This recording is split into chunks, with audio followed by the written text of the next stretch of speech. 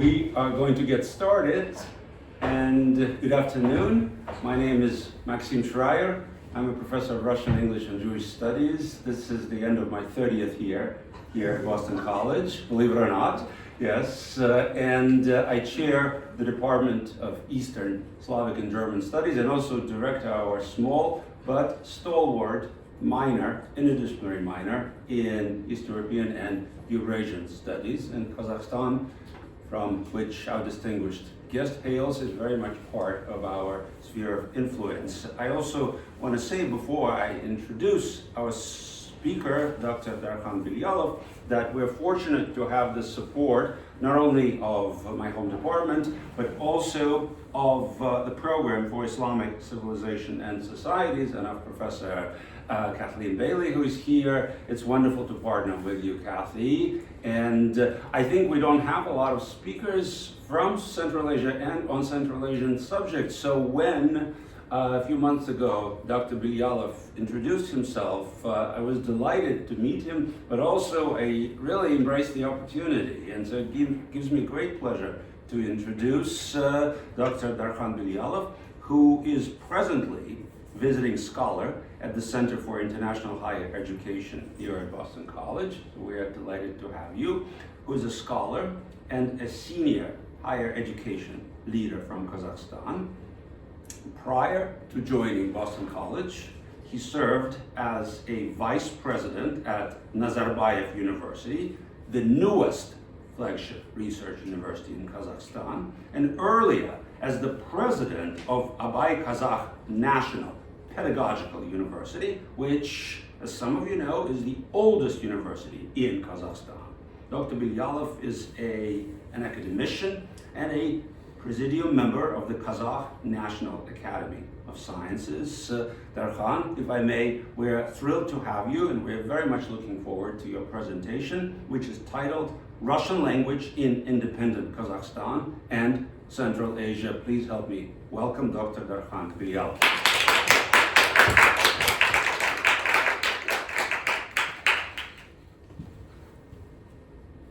Thank you so much, Dr. Shrayer. It's a pleasure to be here. I've been here since the beginning of this year, basically, and grown so fond of Boston College. It's such a nice place. It's such a wonderful environment, such a nice kind of people that I see here. So it's a huge pleasure and honor to be here. And today I'd like to talk about how Russian language. The title is a little bit different here, and maybe adds a little bit more flavor to what I'm going to be talking about. And I would like to talk about Russian language in Kazakhstan in particular, and I will touch base a little bit on the other countries that are neighboring Kazakhstan from the sources that I was able to get. So. In some ways, right, there could be two views on the situation where a country collapses, such as Soviet Union, the 1991, or when a country becomes independent of its, maybe it had a colonial past and became independent. And one view could be that now the country, if they want to become independent, if they want to kind of develop their identity, they have to distance themselves from the sort of linguistic, cultural, and maybe to some extent economic sort of association with the metropole, with the country that used to be. And such a worldview, unfortunately, looks at the languages as a zero-sum game. In other words, if one language is dominant, then the other one has to suffer, has to go down. Or it has to be like full replacement. You want to go from using Russian in everyday life. You want to move into using Kazakh and just look at the language as sort of a language of the suppression of the suppressor, the language that historically has been associated with some sort of negativism. And that leads kind of to a limited view of languages as some sort of colonial relic. Another way to look at it is that language is something that's weaved in through society, weaved in our day-to-day life, weaved in how we look at the world, weaved in how we perceive culture, how we perceive our communication. And I think here is this kind of social infrastructural view really defines the language as the utility that was built over decades. As you know, the Soviet rule in Kazakhstan was for 70 years. And this was built over decades, and I'm going to show you the kind of historical prerequisites for how Russian language was embedded in the country. It actually, this sort of view could focus on continuity, it could focus on adaptation and everyday pragmatism. So here, there's sort of a pragmatic view of looking at language not as something like political, not as something that's ideological, but as something that gets you, get things done, gets your ideas across, etc. It's interestingly enough, when I was a president of that university, 80% of our students were, in Kazakh language of instruction. 20% were in the Russian section of the university. So 2022, we all know what was happening, in the world and geopolitically. So we started to see students actually get kind of pushing for Kazakh language more. There was like some student that went to the airport, stood with a big sign that was very much like Kazakh first type of thing. And I started to kind of talk to students, and I went to one class that just kind of, it wasn't very good pedagogically, but I visited the class without without any heads up. And there, I see the students, they are Kazakh students who study Russian, and they were, studying something about Abai heritage and all. And I said to them, look, at this point in time, I think it was important idea to get across is to view the language as some sort of a code that gets your thoughts through, and that doesn't necessarily mean that Russian language is the Russian Federation language, right? So at that time there was quite a lot of kind of resistance to the thinking. And I said, look, it's a code that you can use. You can use in programming. You can use C++. You can use BASIC. You can use Python, etc. It is a code that gets your ideas through. So you can, if you could like objectify this, if you could distance it from ideological, political, etc. connotations, that actually becomes a very pragmatic tool. And if you use it as a tool, obviously language is huge. We have colleagues here. But at that time, I thought that this argument would actually make sense because I wanted to get across the idea that you need to separate language from a country or a nation. And Russian is spoken by a good 200 million people, right? It's like 1/5 of a billion people that speak Russian language, and it's very important. And it doesn't mean they're all, kind of follow certain political associations or affiliations, etc. This picture is one of my favorites. It's in the 80s, and it's in Baikonur. Baikonur is a space station in Kazakhstan. It is from where the first person got, into space. Gagarin is where the Sputnik was launched, this first satellite. And this picture just, to me, it shows how, kind of 20th century, this rapid development, right? You have this the rocket ship, I think it's Soyuz, and you have more kind of traditional, sort of nomadic culture represented here, with camels and horses being the kind of the main sort of power and bread and meat of the society. So it was in the 80s.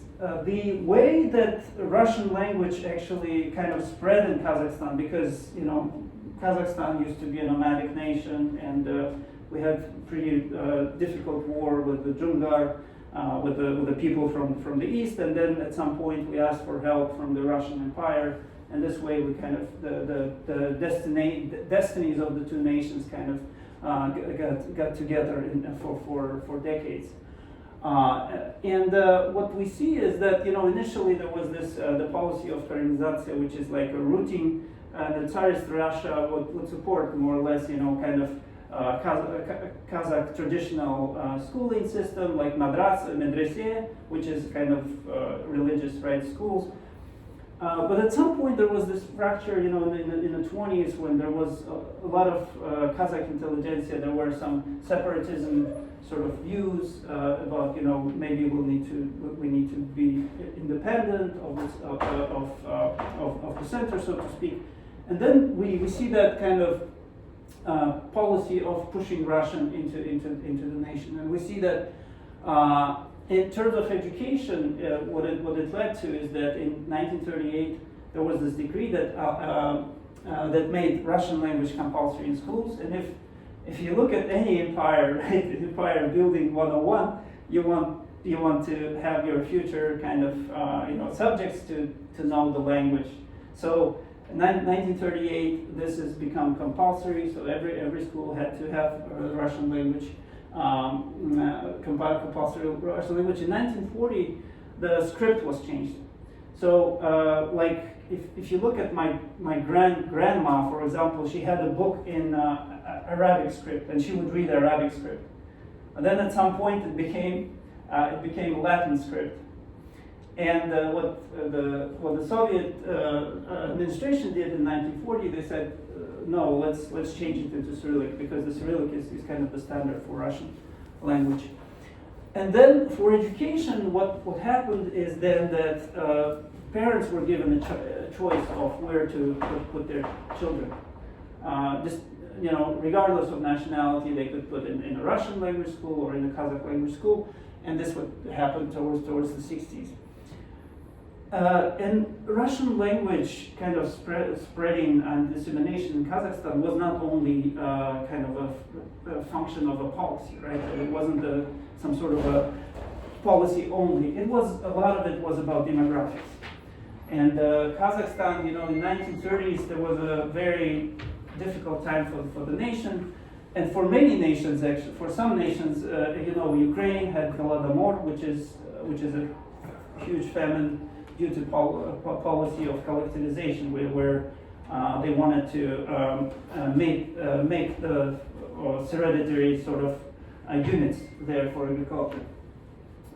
Huge population, unfortunately.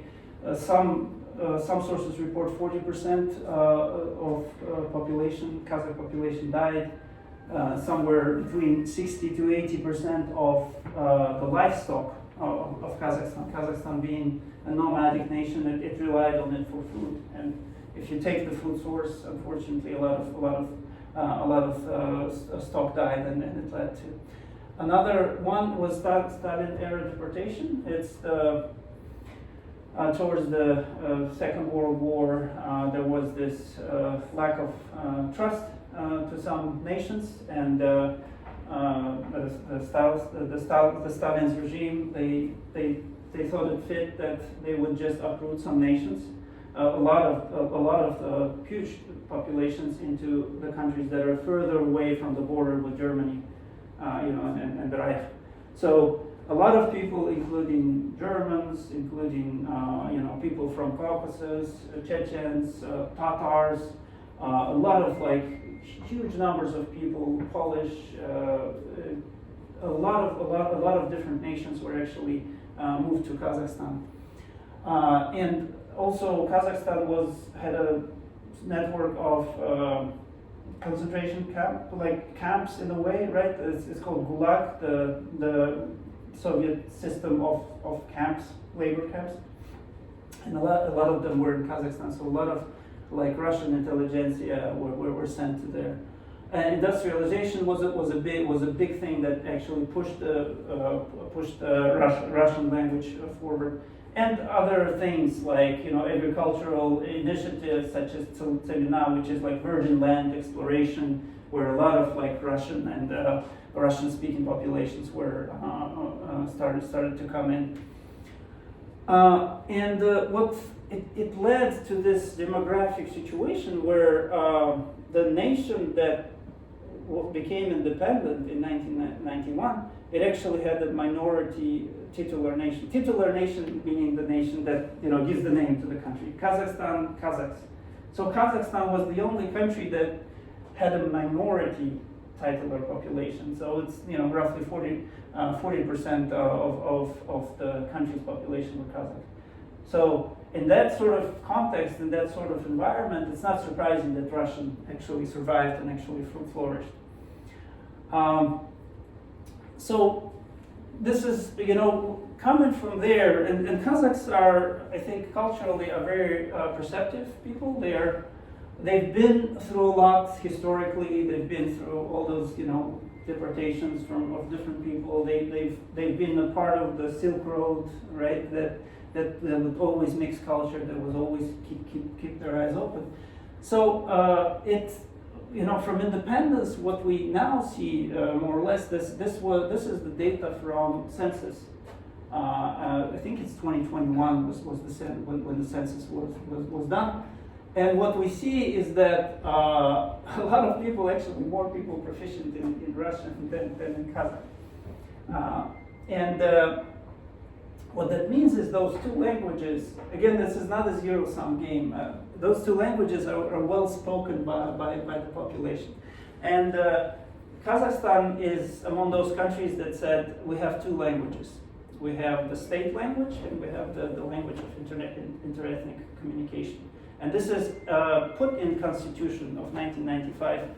The status of two languages are how they were able to be supported throughout. Unfortunately, you cannot see very well here, but what we see now is that there's a generational split here in terms of what languages are spoken at home, with more like younger generation actually skewing towards more speaking Kazakh, with older generation actually speaking Russian at home. And again, because the country is so big, because the country is in a way diverse in terms of that demographic population, we have different sort of language kind of usage in different parts of the country. So, for example, like some outliers here, more or less, right? And again, that's a 20 million population nation. The country itself is 5 times the size of France, with only 20 million. So it's one of the most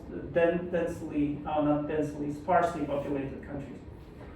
But you have like around maybe 18 different large cities in the country. And one of those examples, for example, Kostanay. Kostanay is the northern, is a city in northern Kazakhstan. It borders Russia, just as a couple of other cities, and it have only 12% that are, that speak Kazakh. Whereas if you go to the west of Kazakhstan, you're getting into a different context where people are not going to speak Russian to you. With in most cases, you would go to a store and you would have to speak some Kazakh in order to function. They will understand, they will communicate, but the modus operandi, so to speak, here will be Kazakh. And the south, which is one of the most populated, would be also Kazakh speaking. Another thing that I think remember that Kazakhstan is a country that is geopolitically situated between two giant nations, two very strong nations. It's the Russian Federation, and towards like in the north, and on the east we have China.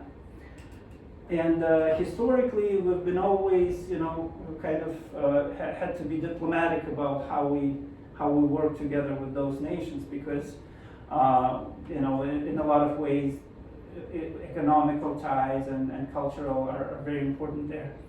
So what the Kazakhstani did, we adopted this trilingual policy.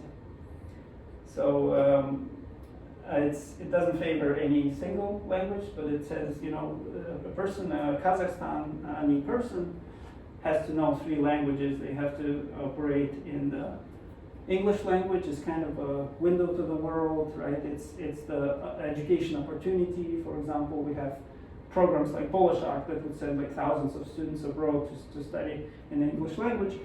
And modernization, obviously, we have information resources in English.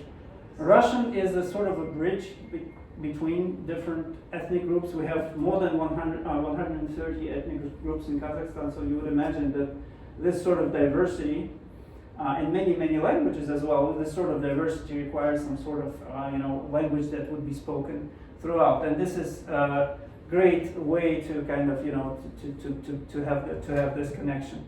And Kazakh is a kind of a basis, it's a core of national identity, it's your national sort of ethnic DNA, so to speak, right? And Abai is the founder of written literature in Kazakhstan, let's put it this way, right? And he very early in the days, he actually was advocating for for Kazakh youth to learn Russian language. And it's not like he was, ideologically set up to do that. No, and he was very sober about, the vices of the Russian settlers that would come in. And he actually basically said, if we wish to avoid the vices of the Russians while adopting their achievements, we should learn their language and study their scholarship and science. For it was by learning foreign tongues and assimilating world culture that the Russians have become what they are. I think he probably references, he probably was thinking about Peter the Great and how Russians were able to, in the 18th century, were able to engage with Europe and learn about the culture, the industry, etc. So it was, it's very pragmatic view, and I think the pragmatic view that is shared by most Kazakhstanis, probably not all, but by most of them. So, and this is like authority, the biggest authority in literature, culture maybe that you can have in Kazakhstan. And he was the one in his, I think, 25th word, he was saying very specifically, learn Russian, it will open the world for you. Especially in a culture where not much of written literature existed, or not much of written scholarship existed. But right now, in today's world, Russian language is very, very natural. It's very natural for Kazakhstani. We use it in media and culture, obviously, television and YouTube or whatever in the Russian language. Professional. The thing about, for instance, right, when I was doing my undergrad, which was many couple of decades ago, I had some groups that were in Russian language, and then there were groups that were in Kazakh language. And the group in the Kazakh language always suffered because they had to go to the library, they had to open the textbooks, and they had to translate everything from Russian into Kazakh because of the lack of textbooks, lack of material, lack of methodological tools in the Kazakh language. So right now there's a push to make Kazakh language a language of scholarship, which is not an easy thing to do, and obviously it's going to take years, if not decades, to build. But what Russian language is used quite extensively as a language of technology, is the language of professional, and as a language of scholarship. Obviously, interethnic bridge, I think I've talked about it, and the regional diplomacy. It's the lingua franca, whenever the leaders of the post-Soviet countries gather, that's the kind of the language and cultural kind of connection that they use. So what this leads then is, if you have a trilingual policy, if you give a lot of attention to the English language, if you say that 20% of Kazakhs have to be proficient in the English language, if you say that Russian language is the language of interethnic communication, and it's in your constitution of the country, and if you have Kazakh language as the language of your ancestors and the language of what you speak at home, right? So you have this phenomenon of code switching, situational code switching, as many of you know, and Kazakhs are not unique, in that you see other nations switch language even within the sentence. Even within the sentence, you can throw in words that are different, and it doesn't mean that you kind of Yeah, and what this code switching happens because of kind of the situational awareness of the people who are engaged into talking, and you could probably at home you can speak with your grandma or your parents in the Kazakh language. You go into your workplace and you probably speak a lot of Russian. If you're in Almaty, for example, a lot of Russian, and sometimes you throw in English. It's I don't know if it's a good thing or not, but right now people that I work with, they throw in a lot of like English language words because it's just easier for them to use. Just today, just before that meeting, I had a meeting where things like, oh, let's frame, let's, those kinds of words that are not easy to translate. So there's a lot of this happening. Social media, obviously, in both languages, that makes the Facebook posts longer. But if you want to be like inclusive, you do Kazakh and then Russian.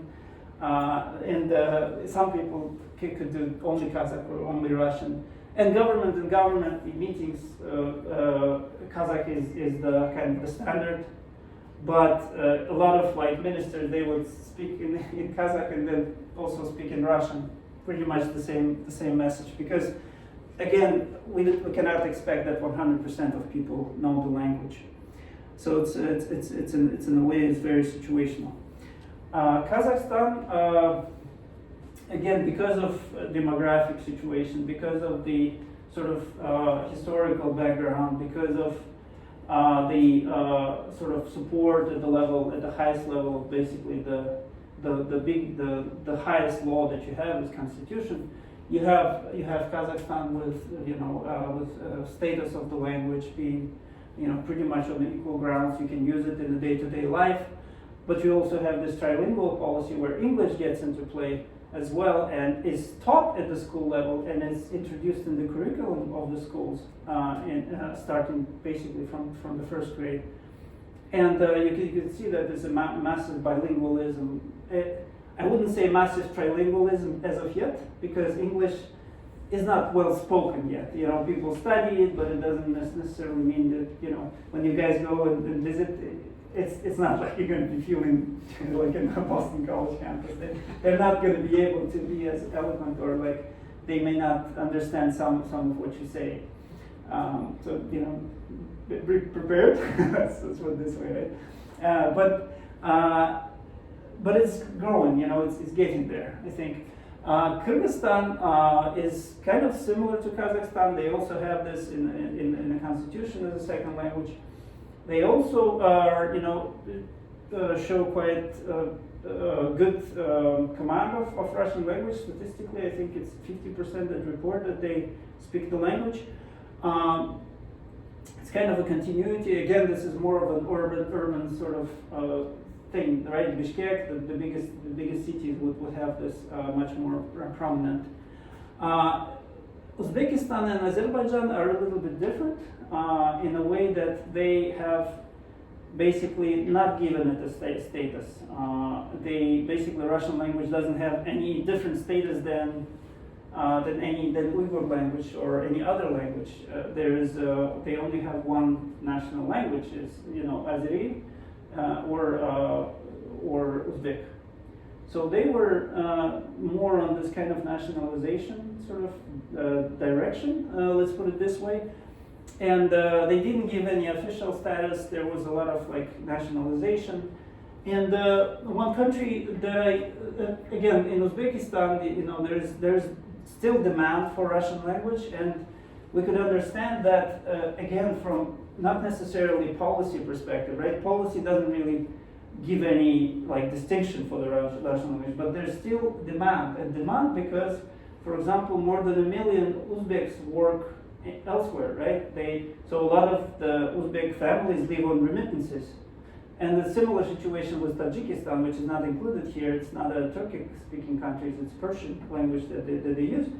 But they rely a lot of families rely on remittances. And I mean, if you go and work in Moscow or or in other Russian city, you need to speak the language. Even if you come to Kazakhstan, Uzbeks and Kazakhs would understand something, because of they are coming from the same family of languages, but Russian would be preferred, right? So if you want to work outside of your country, and you probably are not going, for the most part, to the United States, or to the UK, you are going to need to speak Russian language. So there's still this reliance, quite a lot of on the Russian language, even though it's not kind of officially entrenched in the system.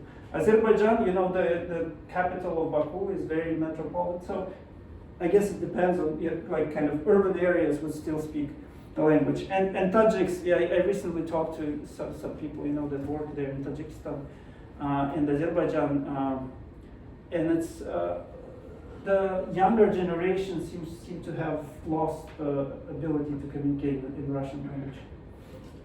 In Tajikistan, even like older generation, they would like when the European Commission runs their seminars, they understand they cannot speak to you in a language, so you have to use the translation, but they would understand what you're saying. So it's kind of diminishes and is getting lost, it seems. And I think in this sense, I would say that I think that Russian language is a competitive advantage for society, for young generations, and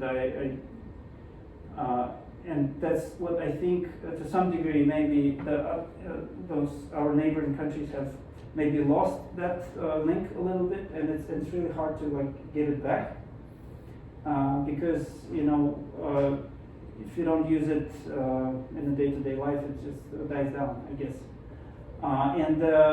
But that's a comparative advantage. It's one of the UN languages, right? You apply like to United Nations positions. It says knowledge of one UN language is an asset. Why not, right? It's one of the biggest spoken languages in the world. So just a kind of quick recap on those countries that Kyrgyzstan have maintained. Their urban usage is very good. I was a couple of years ago in Kyrgyzstan. Everybody speaks Russian pretty much in Bishkek. Obviously, Kazakh and Kyrgyz can understand each other.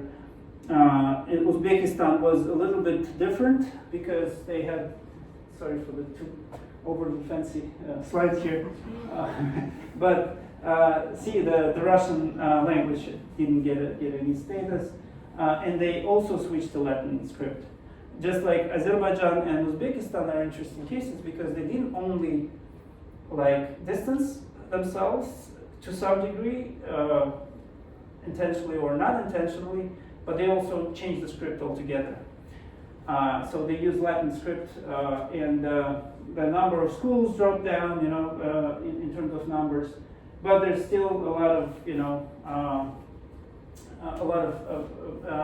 remittances. And more recently, Kazakhstan and Uzbekistan have become this magnet for Russian, how to say that, displaced populations, or for those who would come from Russia, especially male male individuals who are of the age to be drafted into army.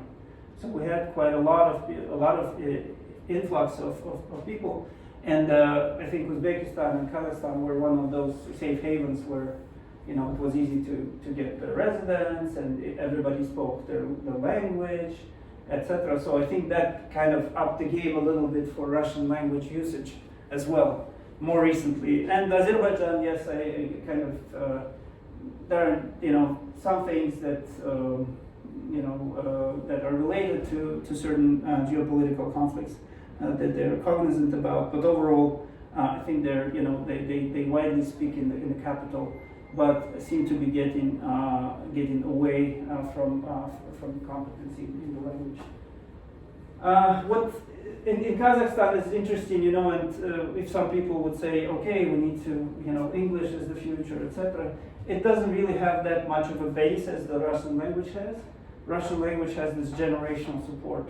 It's the people, grandparents, parents that know the language, that spoke the language, that grew up in the Soviet sort of ideology, that grew up reading Russian books, etc. And what we see that yes, it's growing trend, but it's it's a maybe language of aspiration. It's more about like younger generation who want to educate themselves in the United States, for example. But it doesn't have this support of the multi-generational kind of widely spoken language, so to speak. So I think this if we go back to my initial thought about the looking at languages from a post-colonial perspective, and actually if you're also aggressively saying that you have to replace something with another with your native language, for example. I don't think it's no longer the case. You cannot do it's not a zero-sum game. It's not about winning or national identity being in losing position or in winning position. It's really more about your toolkit. Obviously it's oversimplification, and I'm sorry for that. I know that colleagues here may not like it, but if you look at it from this kind of utilitarian sort of pragmatic perspective, why not, right? Why not use 3 languages? They open different doors for you. They open, different cultural massives for you. They open different perspectives, etc. So I think in Kazakhstan, what we were trying to do is to build this national identity around Kazakh language, and kind of maintain our regional relevance as well, because we have trade agreements with Russia, Belarus. It's a kind of a free, basically custom-free zone that we have, and at the same time try to get global education and to be that. It's a little bit darker picture than I kind of envisaged. But I think what defines yes, this is like a metro everyday life type of situation. But it's not about regime changes or political shifts or geopolitical catastrophes. Sometimes the languages persist far beyond nations, obviously, and I think Kazakhstan is. There's the saying by a poet, Oljas Suleimanov, Kazakh poet. I think he was saying something like "Возвысить степь, не унижая горы." So he said you can promote the steppe without demoting mountains. So you can have both. It's not necessarily that you're losing something. You can have both, and this is, and I think Kazakhstan is the case where actually it's possible to maintain 3 languages, or to have the Russian language to persist, to continue to be relevant for the nation. And I'll just switch from this from this more angry slide to here to the beginning, and we'll be happy to engage into the discussion. Wonderful. Thank you so much. First of all, thank you so much. Please stay, Darkhan. No, don't go away. I'm only here to moderate and to say that we're grateful for this very informative talk, which touched on a lot of things, and I know there'll be questions, but perhaps I will begin by saying, oddly, that your presentation and sort of the crowning remarks about the survival of Russian as a prominent part of this tripart language kit, while the country itself has been charting a destiny of its own, differences apart, it sort of made me think, oddly enough, of Israel, which has 1 million Russian speakers, and these are ex-Soviet Jews and their family members. Of course, their destinies have long separated from the destinies of Russia or Ukraine, but they remain staunchly Russophone. And it is, in a sense, Russian, Hebrew, English, and Arabic all a part of this toolkit, even though the larger language communities may not necessarily be the ones that chart the course of the country's destiny. So with that in mind, I wonder if we could just draw on your expertise to talk a little bit more about something I think our students would find very, very interesting, which is that, of course, we know that Kazakhstan had a vast network of labor concentration camps, but you also mentioned that part of the Kazakh national memory is that this is where, during the Stalin period, entire nations were exiled because, as some of you know, Stalin was a kind of, in his early days, expert in the Soviet nationalities policy, and he perfected that into the policy of the collective punishment of nations, and Kazakhstan, for some reason, for him, was a perfect place to which the nations were exiled. And these are somewhat, I mean, they defy rational explanations. Ethnic Koreans from the Far East are exiled to Kazakhstan, right? Because so as not to be close to Japan. That's before World War II, right? And then, of course, during World War II, the ethnic Germans, the Volga Germans, almost entirely exiled to Kazakhstan. Then Crimean Tatars, several nations of North Caucasus. So I wonder if you could talk a little bit more about how, and also, of course, Polish citizens, large populations of Polish Jews. This is this strange paradox of the survival of Polish Jews during the Holocaust. The majority of the survivors were the ones exiled into the Soviet hinterlands. So, how is that memory of exiled diversity still affecting the language question in Kazakhstan? I may not directly tie it to the language, but I think for Kazakhstan, again, those are extremely difficult times for everybody, and some of the stories that are perpetuated throughout kind of history was that Polish Jews are obviously was a very numerous group that were exiled to Kazakhstan. Actually, I was helping one professor at Northwestern that was actually doing the research study on that. I was just helping her to get access to the archives in the country.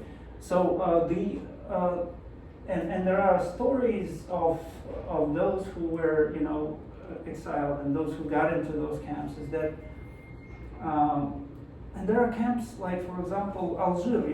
It was the camp for the wives of betrayers of the country, and it's not too far from where I live in Kazakhstan, and they have stories there in those museums right now where the prisoners wouldn't understand why Kazakhs would come and throw stones at them. And they would then figure out that those stones were actually the food. It was fermented milk, but dried down and salted. It's a national, and it's not national. It's the nomadic culture. It's kurut or kurt, which is a food that never gets bad. It's it's a survival food for if you're on a horse days in a row. So Kazakh children would come and throw stones at people, and they would be like, "Oh, those savages, right?" But this is how they were able to feed the prisoners. So I think those histories, those I don't think there are many lived memories, certainly not anymore. But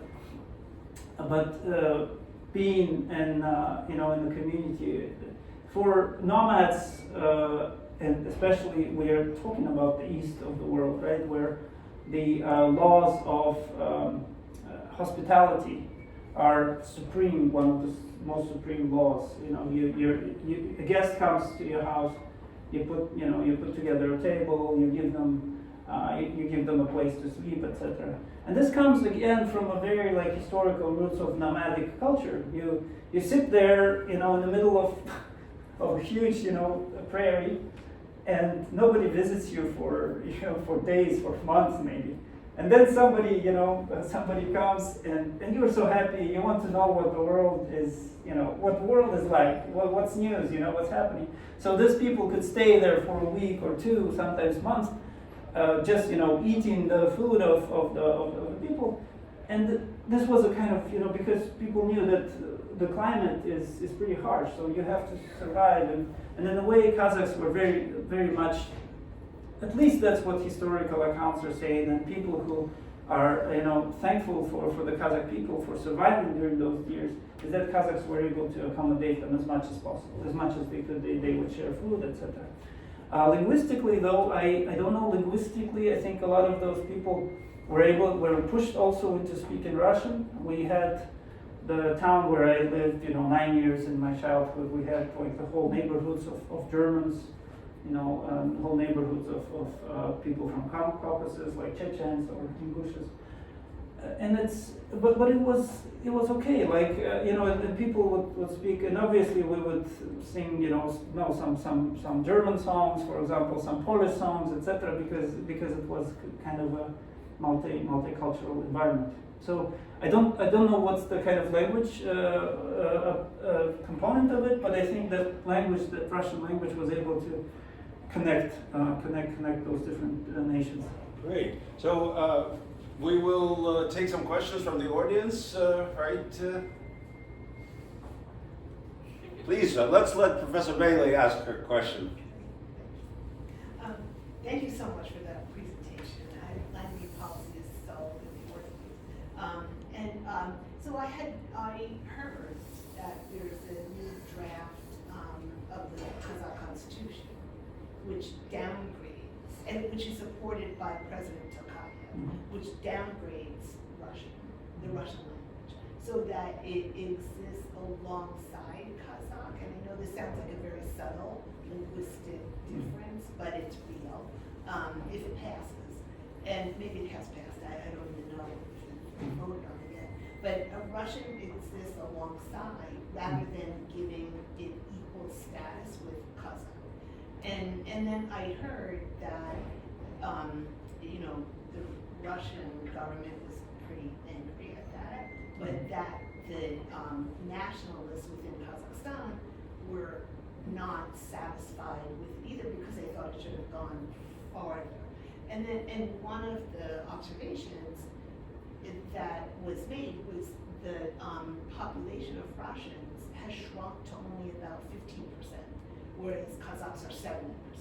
So doesn't it make sense that instead of equal status, or do you disagree with that? And your whole presentation was we should all live together, but sometimes nationalism doesn't quite allow that to happen. So do you think that's going to pass? Do you think it's a good idea, or would you rather see them retain the equal status? I would, again, in terms of constitution, I may not be able to comment on the language issue there in the constitution because I was a little bit far from that process. So I think it has been passed. The constitution has been passed recently in its kind of edited form, wherever it got in the end. I just wasn't that much into that process, so I cannot really give you an informed opinion. Do you know if it downgraded Russia? I don't think so. I don't think again. Kazakhstani, lawmakers, they are quite politically savvy in terms of international sort of outlook and how it's going to look internationally. I wouldn't expect them to go, as far as to make a huge change there. I don't think there was this huge change in terms of language policy, because otherwise I would have spotted it. I know it's more about the introduction of a new position of vice president. There's the change in the parliament. It's no longer like a two-tier parliament, but a single-tier parliament, and the name of the parliament has changed from an English kind of parliament name into Kurultai, which is like a gathering in the Kazakh in a nomadic tradition. But I don't think again, I would have to double check and come back to you on that. But I don't remember that it would be an issue, because otherwise people would talk about it. It's in the age of social media, everybody talks about anything, and especially this kind of issue. would raise quite a lot of noise in the media, right? Which I didn't notice. So it's kind of indirect sort of indication for me that it wasn't there. And multilingualism, trilingualism has not been like banned or like has not been abandoned. It's still the way to go. It's still the policy, and it's a multivectoral sort of approach that Kazakhstan uses from political standpoint and from linguistical standpoint as well. So, but let me get back to you on that, because I don't think it was an issue there. Again, it's how you read different things. People might make something big out of nothing sometimes, and especially this is unfortunately for people who want to create a quarrel, and we know that there are some politicians on both sides, that can create a quarrel over the language issue, for example. It doesn't necessarily, like, I don't think this was the case in the Constitution. But let me double check that. There are other questions, please. Hi. Thank you so much for your talk. In my somewhat rudimentary understanding of kind of Kazakh and Central Asian history, I understand that Kazakhstan was kind of under the Russian sphere of influence for a long time, like going back to the Russian Empire. But what kind of influences, you said it was situated between Russia and China to the east, what kind of influence did maybe Chinese language or kind of other Chinese influences have on Kazakhstan?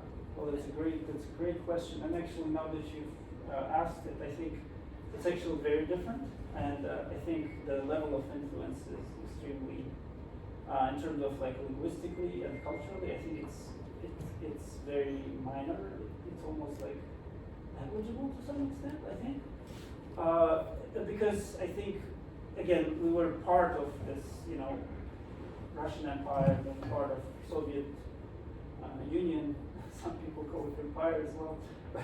But we were part of it, and we were in the system. We were, governed by the laws of the Soviet Union. We were educationally, educated in the ideology of the Soviet Union.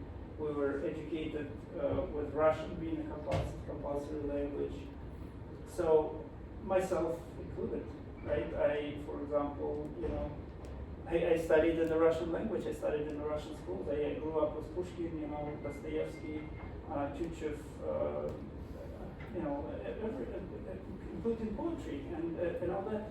So in a way, I grew up as somebody in Moscow would be growing up on a cultural environment of the Russian language, completely. And only after I was 30-something, I learned my own native language. And this is difficult for Kazakhs that don't speak Kazakh. It's difficult. They have to learn it, and there could be peer pressure as well for them to learn the language. But in terms of China, and it's an excellent question. I don't think so, actually. China industrially, sort of they are influential. They own some of the industry in Kazakhstan. They do some joint firms, joint industries, etc. But I don't think they were actively like engaging culturally or linguistically, because they have a different types of, I guess, diplomacy, and I think we were not part of it, right? Part of their level, like, influence. So I think it's a great question. So yeah. Thank you so much for your talk. I was wondering if the treatment of people from Central Asia in Russia itself, like you talked about, a lot of people sending remittances back and migrating to Russia to send money back home, if that has affected the linguistic politics at all. I know in Tajikistan there have been some instances of racism if they migrate to Moscow or St. Petersburg, and then they come back to Tajikistan with these bolstered nationalist religious sentiments. Would that drive people further from Russian, or do you think that still seeing it seeing Russian language as like an opportunity to migrate to Russia or other Russian-speaking countries still outweighs maybe treatment. Again, like Tajikistan is a good case, like for remittances. I think it's one of the countries that rely heavily on remittances, and I mean it's in a way I think it's again the pragmatic sort of view for those people who have to go and have to operate in those countries. They have to learn the language, and I think it's important I think to separate English language from England, French from France, and Russian language from Russian Federation. So I think if people who look at it not from ideological or political perspective, but more of a what gets you economically prosper economically, I think people would still be learning the language and using the language. And yes, but I think in most cases, those people who worked in Russia or somewhere, they come back. They typically speak the language of the land where they come from. And I haven't had many people that I know that live on remittances or work abroad like this. So I wouldn't know. But I know that it plays a huge role in terms of their not assimilation, but in terms of their ability to make money and send it to their families. Kazakhstan much less so because we don't really export much of our human capital. We more import, but I don't think I have examples to share. But I think it's not that much of a case of them being ostracized or looked differently at if they worked in Russia, for example. Hi, thank you so much. This was also really helpful for me, very informative, and I also have a very rudimentary knowledge base of Kazakhstan, but from what I know about the Stalinist era deportations, there were mass deportations of all different kinds of minorities, which is what made Kazakhstan such a hub of cultures. And so I was wondering that even because Kazakhs are a minority themselves in Kazakhstan, or not minority, not any longer. it's not it's still only 40%, as you said. No. It was when at the 1989 when when it was glasnost, when they were a minority when they became an independent country. Later on, we actually, unfortunately, we lost a lot of people to migration. So right after the Soviet Union collapsed, I think 1.5 million of different populations, Germans, people from Caucasus, Jews, they were just leaving. Russians, a lot of Russians leaving the country for their homelands because it was a time of huge inflation everywhere, and it was a time of a lot of it wasn't a pleasant time right after countries became independent because it was a huge economic crisis. It was a huge, I think, cultural crisis because it's basically just flipping your world. The way the world that you knew just flipped like this, and all of a sudden buying and selling things is no longer a crime, but actually a good thing to do, right?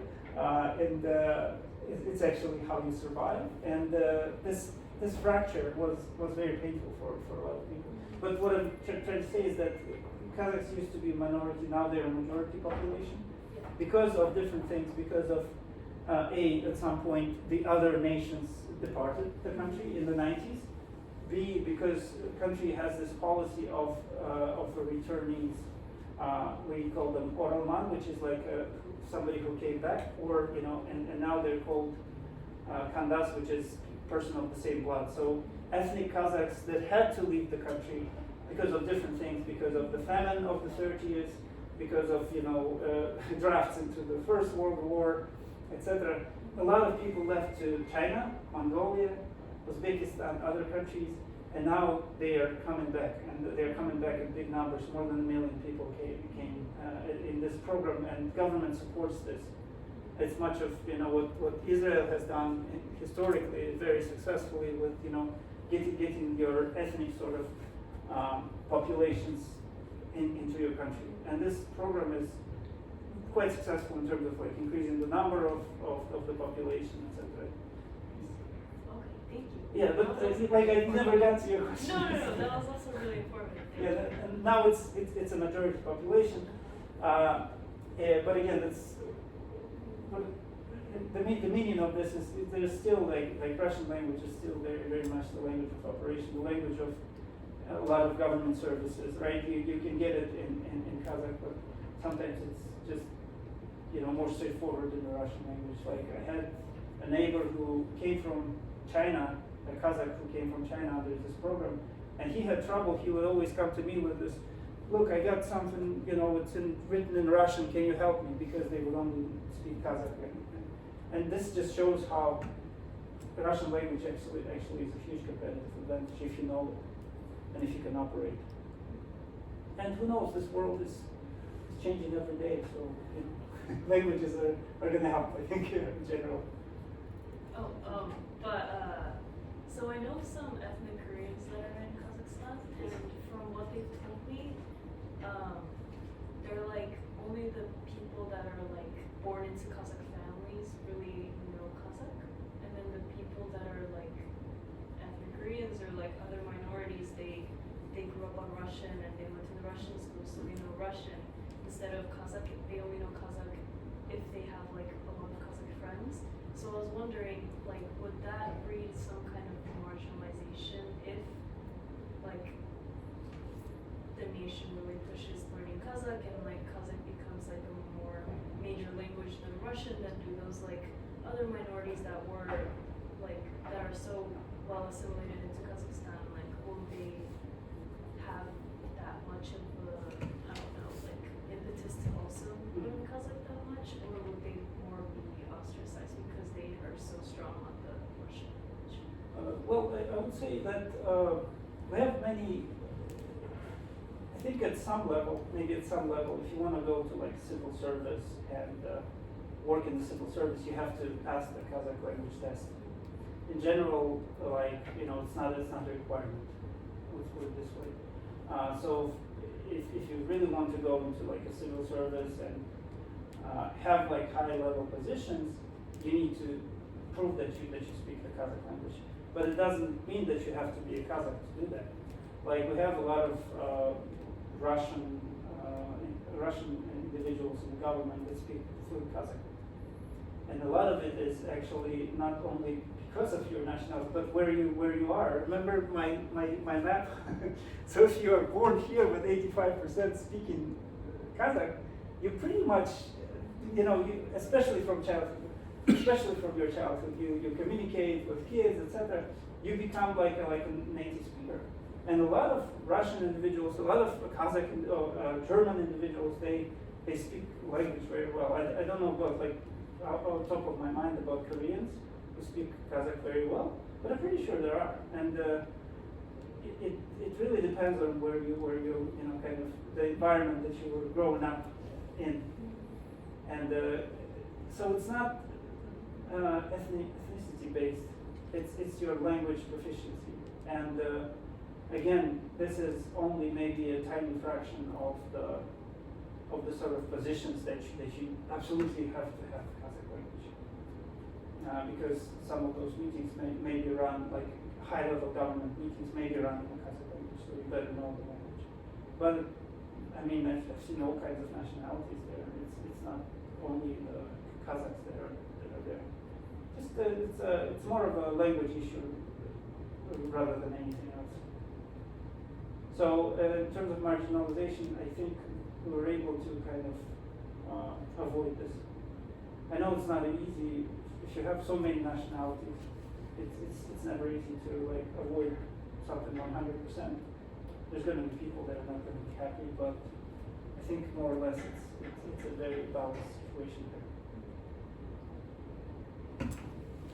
Professor Lin? I want to thank you so much, first of all, and I want to return to the question about China and Chinese.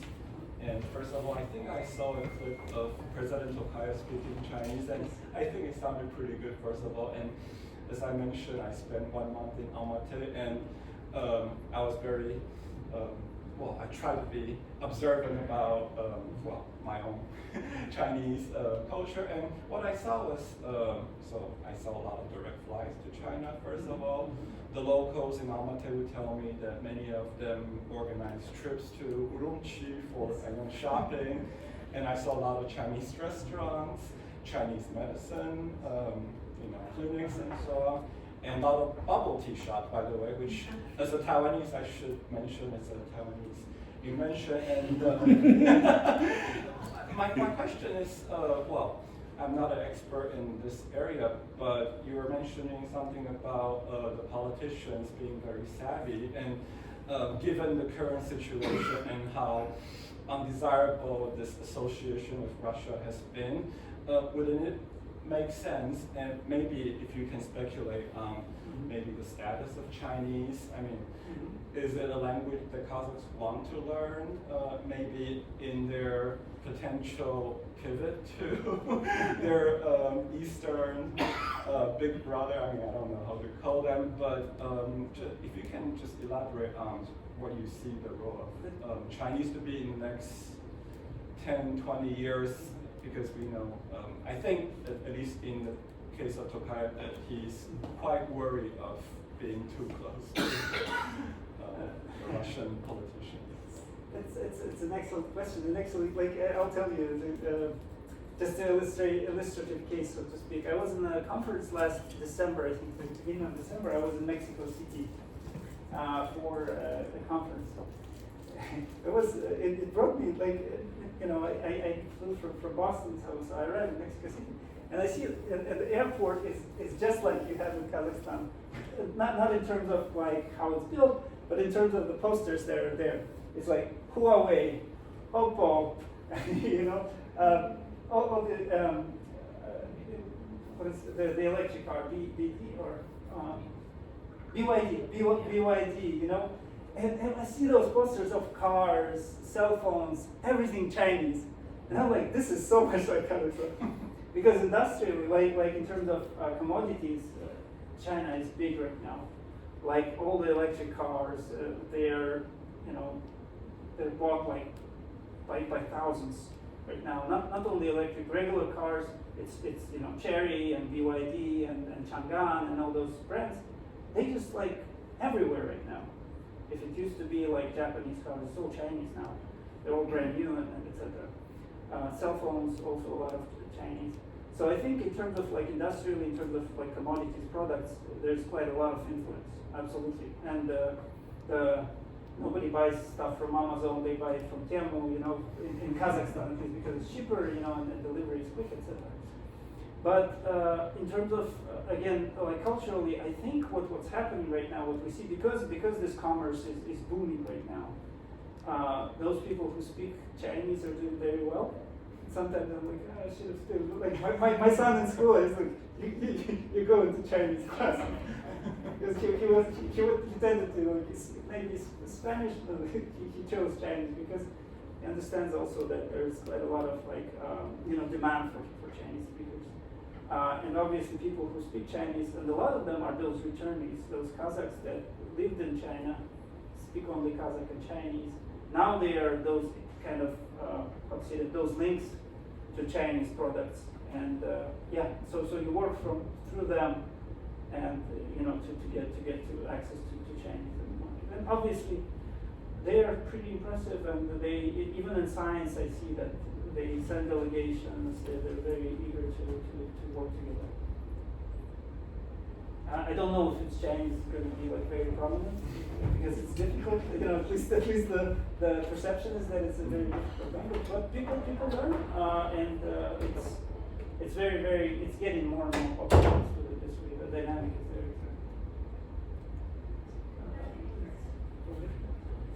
You mentioned that there's a lot of kind of ethnic Kazakhs coming back from China right now. Is any part of that population part of it's pronounced Zhejiang province, with where the Uyghur Muslims are? Xinjiang. I assume most of Kazakh is probably a predominantly Muslim country, similar to Kyrgyzstan. Is any part of kind of what the Chinese government is doing in that province kind of encouraging or in the mindset of ethnic Kazakhs that maybe might still practice Islam to kind of come back to Kazakhstan now in fear of kind of potential government interference in China? I think the numbers of returnees from China is quite significant, and from that region as well. Because I visited Xinjiang, and it's another kind of illustrative case. We went to an observatory on the mountains, for to observe the sky and all that for the Academy of Science. So I fell asleep when we were going from Urumqi to that mountainous, place, science lab. And I fell asleep, and then I wake up, and I see that we are passing a village, and the village is Kazakh. Like the buildings are built like yurts. I could see there's a Kazakh village, and there's a lot of people, a lot of Kazakhs in those parts of China. And I think there's been quite a number of them, especially coming from that region. But historically, it's the second next region to go to. So people who at some point ran away from famine or from other things, from war, they actually landed in that area. And it's, naturally, I think it's similar to Kazakhstan. You can sustain your typical lifestyle there pretty much. So I think, I think that's a good observation there in terms of like the push and pull factors, right? There's quite a lot of push factor that I could see potentially being in that region for the Muslim population. Kazakhs as well. So shall we take one more question? Yeah. Okay. I just have a quick question about pop culture and like music and things like that. My impression is that Kazakhstan is trying to embrace more of Kazakh language in like pop music and like when people are using social media, things like that. Is that, from your perspective, true? Whereas in Kyrgyzstan, I know a lot of the pop music there is still predominantly in Russian, or like they fuse Russian and Kyrgyz. But I only listen to like a few Kazakh artists, so I was wondering from your perspective. Yeah, I'll be happy to share any suggestions in terms of Kazakh music, because it changed. Yeah, it's probably changed maybe within the last 15 years, and pop culture, especially the music, has become predominantly Kazakh. For the younger generation, it's predominantly Kazakh, and that's a very good observation. I think that's how this preservation of the language, kind of your language of the nation helps to build. But I don't think it was because we despised or didn't like it's just that this culture rose very, very tremendously, and to some degree it's also pragmatic, because you have 20 million people to cater to, right? So if you compare even the TikTok or Instagram influencers, and you can see that somebody who does this in the Kazakh language gets like 100,000 subscribers, whereas somebody does it in the Russian language, because the market is already saturated, right? There are a lot of like Russian bloggers or influencers, and there are a lot of other, but if you do Kazakh and it caters to those that more like Kazakh speaking, you get much bigger audience and much quicker results. And that's why I think to some degree this pop culture has actually developed skewed towards the Kazakh language, because I don't know exactly why, but I think there's this pragmatic component that you have a much better shot to be popular in your country if you do it in the Kazakh language. And because there's millions of Russian songs if you want to listen to them any single day. So that's, oh my gosh, that's a good. And K-pop is on the rise as well. It's inevitable. Yeah. Well, I think we are absolutely grateful, Darkhan, Dr. Bilyalov, for your talk. I'm not sure I can see you, but it's still me. And we would love to continue this conversation. And I also want to thank our colleague Galina Paquet for allowing us to use a slot of the Russian tea. Of course. Right, so, which is very generous. So thanks for coming. Thanks so much, Dr. Bilyalov. We really appreciate your Thank you. being with us and sharing your expertise. Thanks for the very